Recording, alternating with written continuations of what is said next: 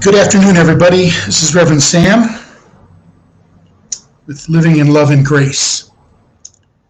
Love isn't a concept. Love is not a feeling. We're going to talk a little bit about that today. And I think you'll kind of like where we're coming from with that. So let me start off with reading about love out of 1 Corinthians 13 from the Passion Translation. And I think it'll kind of help us set a kind of a framework of what we're going to talk about. Love is large and incredibly patient. Love is gentle and consistently kind to all. Love refuses to be jealous when love comes to someone else. Love does not brag about one's achievements nor inflate its own importance, and love does not traffic in shame and disrespect, nor selfishly seek its own honor. Love is not easily irritated or quick to take offense. Love joyfully celebrates honesty and finds no love in what is wrong. Love is a safe place of shelter, for it never stops believing the best for others, and love never takes failure as defeat, for it never gives up. Love never stops loving. Until then, there are three things that remain: faith, hope, and love, yet love surpasses them all. So above all else, let love be the beautiful prize for which you run. Well, everything I want to talk about is it's about love. It's what love is really all about. And hey, Kelly, glad to see you're here on this. Just wanted to, if you guys are out there and you get onto Kelly Davis's Whosoever 316, I think she's got a beautiful broadcast. I love to watch it. I was just talking to Bob about that, but. So look that up, follow Kelly Davis. So I really want to talk about love. Love is not a concept. Love is not just a feeling. Love is God. God is love. 1 John writes in the first epistle of John, the first letter of John, John writes, "The one who does not love does not know God, for God is love." God is love. God is love, not just a concept. Love isn't a concept. God is love. And 1 John also goes on, "And the one who abides or lives in love abides in God, and God abides in him." What an interesting thought about love and how important love is. If you really want to read about love, I would encourage you. You may not be a big Bible reader, but that first letter of John, there's not a lot of debate on the topic of love, because it's established that God is love. And Jesus started speaking to his disciples, or those who were following him, and went wherever he just said, "Follow me." We seem to think that there was something magical or something more mysterious about it, but there was just this simple call that Jesus said, "Drop your nets and follow me." Basically, do it the way that I do it.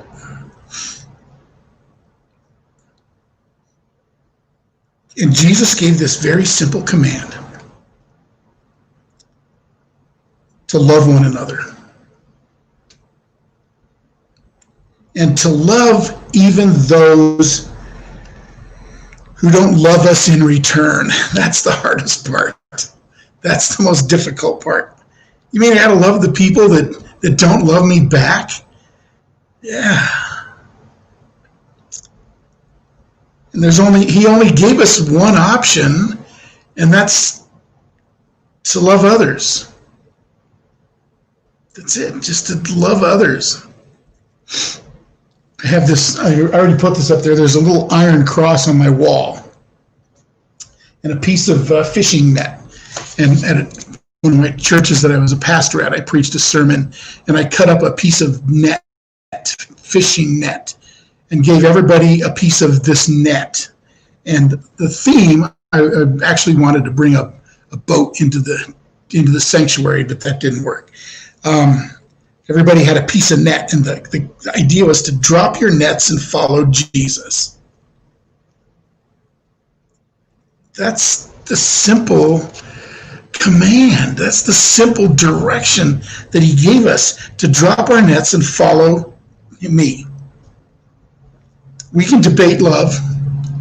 We can analyze love. We can create strategies on how to love more. And you know what happens? They become useless. Because there's only one way to love more, and that's to love more. To practice love, to do love. And there's not much else you can do about it. When I look here in my library here in my office, I was going to teach a class on prayer one time. And I realized I had this huge stack of books on prayer. And I hardly read any of them, but really my intentions were always to pray more, to be more involved in prayer. And I had books on simple ways to pray more, 10 steps to pray more, things to read to pray more, motivation to pray more. And it didn't make me pray more. And I kind of think it's the same way about love.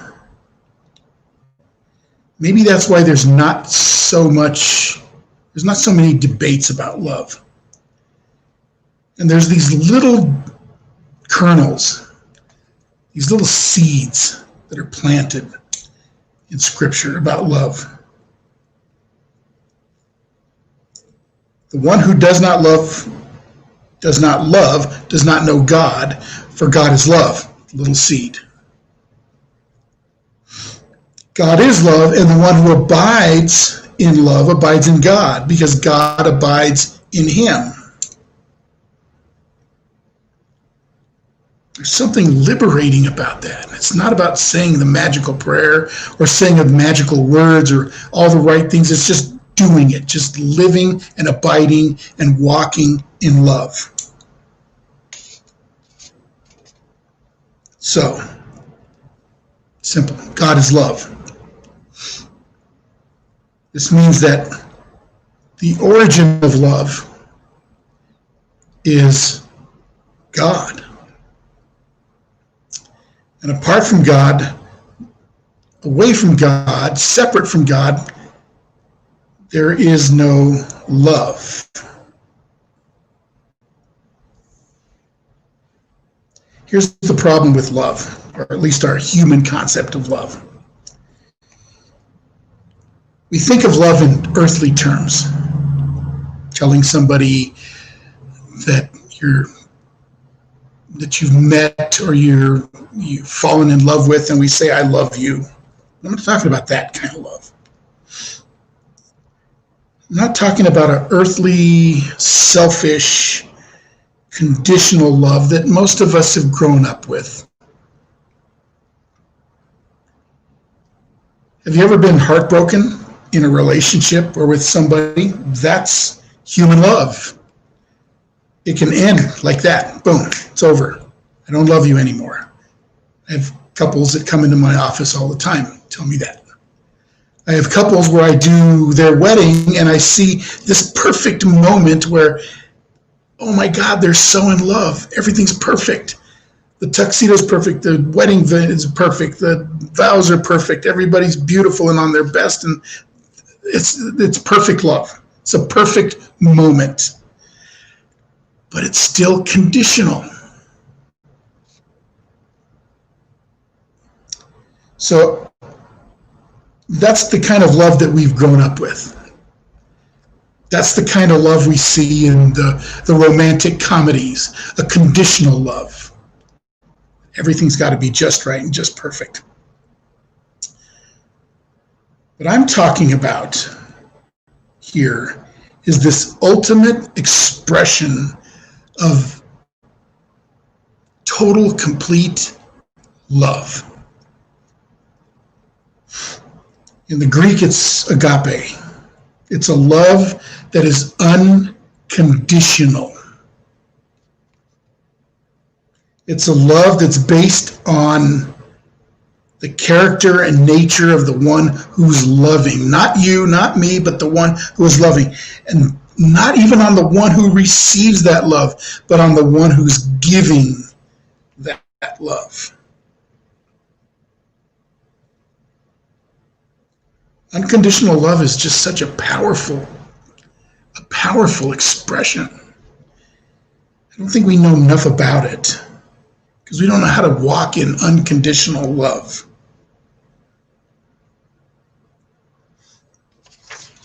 It's a unique experience. That means if God is love,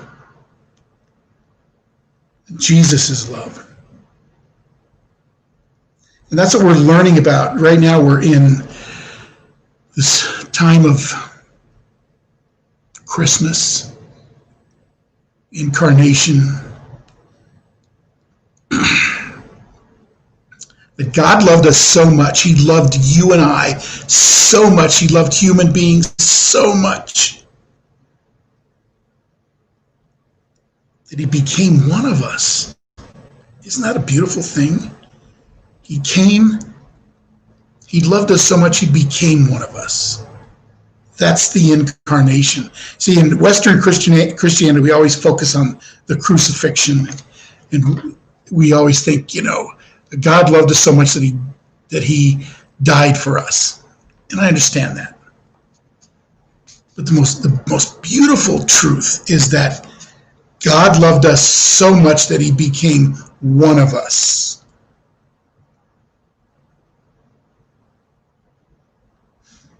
If we're going to be like God, if we're going to be like Jesus, then we got to be like the one who loves. Here's how Jesus put it. They're going to know you're my followers. They will know you are my disciples, my followers, if you love each other. It's a pretty simple truth. Pretty simple statement. This is how they're going to know you're my follower. This is how they're going to know you're following me, is you're going to love each other.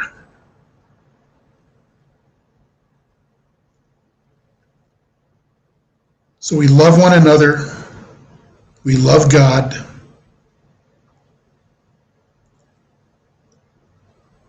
We love unconditionally each other. So I want us to look at love beyond just the emotion of it, beyond just the feeling of it. And think of it this way. Love is a person.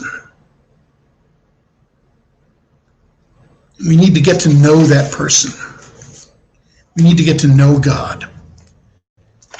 So if we took that passage that I read to you from 1 Corinthians 13,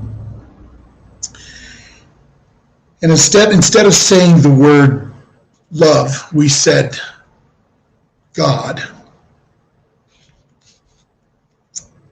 God is large and incredibly patient.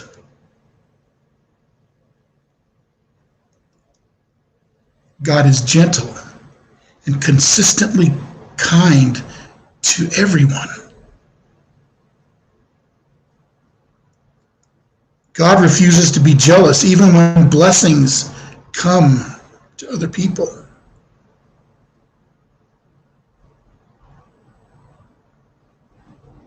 God does not brag about his achievements or inflate their own importance. God does not traffic in shame and disrespect. God is not easily irritated. God joyfully celebrates honesty and finds no delight in what is wrong. I like this one, verse 7. God is a safe place of shelter. I've been so moved in this last week about my LGBTQ brothers and sisters who are not feeling safe right now. That is not God. God never stops believing the best for every one of us. God never stops loving us. God never stops loving us. Man, if we could just beat that into our brains to understand that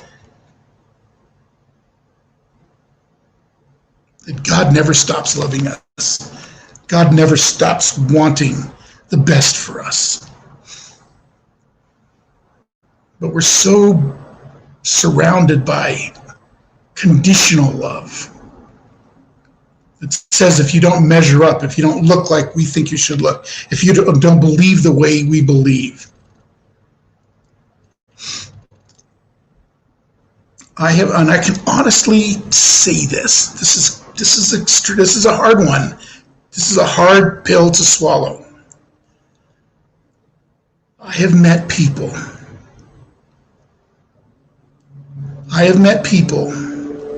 who are not Christians.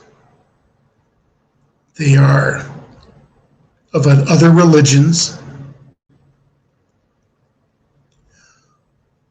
who reflect and express divine love in ways that blow me away, that I rarely see Christians doing. And it's a sad thing, because we claim we have a corner on the market because we have our Bibles and we have our churches and we have our sanctuaries and we have all the trappings of what we do. And it's all conditional. God's love is not conditional. It's unconditional. There's so much more to learn about love, God's love. And we're going to talk about it some more as we kind of move on through this and as we go into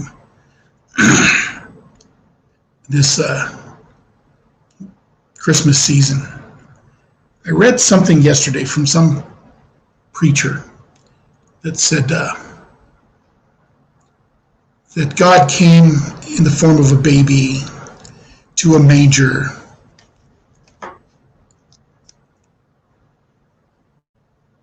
and that demands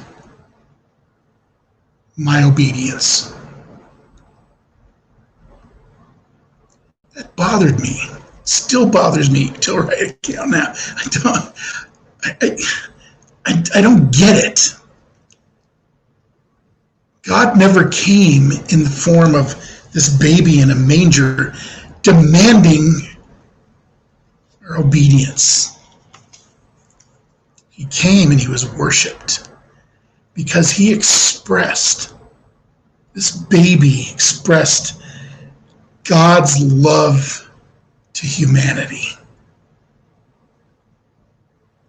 Unconditional love. Well, we're going to talk more about that as we work our way to Christmas. This week, as we go into Advent this coming Sunday, we're going to light the third Advent candle, which is going to be about love. So the message in our conversation will be about love.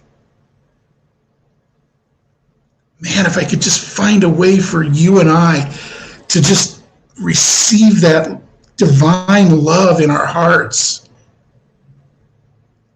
it'll change your life.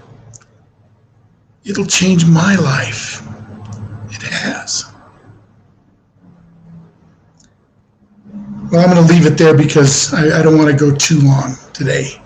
But I want to close with my forever love commitment. This is unconditional love. This is how you express unconditional love. And it's not easy. This puts it all on us. It's hard. He came to serve and show that love. Amen. He did. Okay, here's the forever love commitment. First, I want you to know that I'm committed to you. You will never knowingly suffer at my hands. I will never say or do anything knowingly to hurt you. I will always, in every circumstance, seek to help you and support you. If you're down and I can lift you up, I will do that. Anything that I have that you need, I will share it with you. And if need be, I will give it to you. Ooh, here's the next one. This is the hard one. This is where unconditional love, this is where the rubber meets the road. No matter what I find out about you, no matter what happens in the future, no matter good or bad, my commitment to love you will never change. And there's nothing, absolutely nothing that you can do about it. You don't even have to respond. You don't even have to say, Pastor Sam, I'm in. I need it. You don't have to. Because God says this to us. I love you. That's what that means.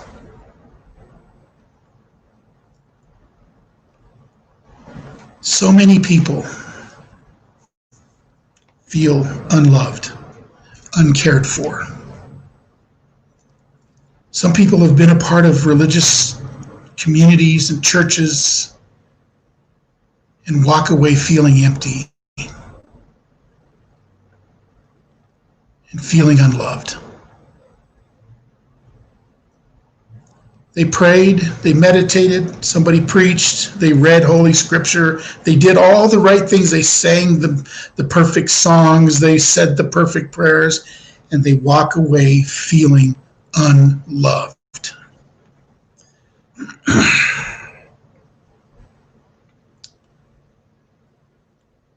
Love is not a concept. Love is not a feeling. Love is a person. Love is God. And that love is directed to you and I just the way we are. There's been too many voices out there, too many voices in churches and from pulpits that have communicated how unhappy and angry God is with you. And I'm here to tell you, those are not the right voices. Those are not the voices of God. God's love speaks to you and I. God's voice speaks to you and I and says one thing: I love you just the way you are. I love you because you were created in my image. I love you. And there's nothing you can do to make me stop loving you.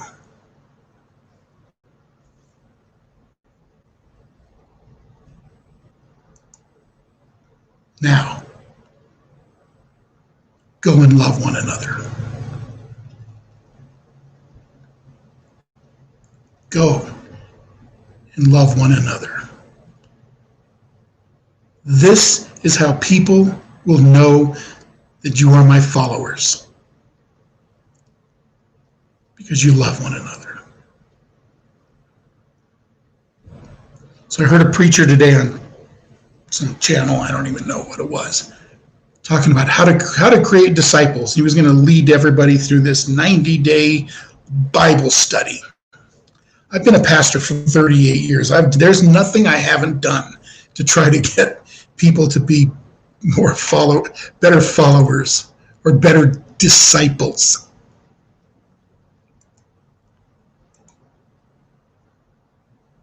But after all these years, it's become so simple to me.